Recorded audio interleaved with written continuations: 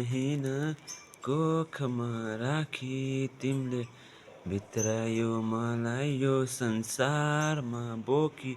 जति कठिन परिस्थिति आए पनि तिमीले हुन दिएनौ आमा केही पनि। तिम्रो माया र ममता हो पार, म सम्झिने छु जहिले तिम्रो साथ।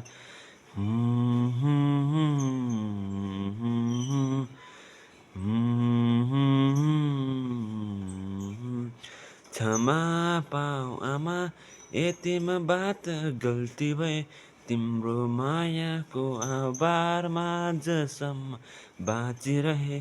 क्षमा पाऊ आमा यतिमा बात गल्ती भए, तिम्रो मायाको आभारमा आजसम्म बाँचिरहे।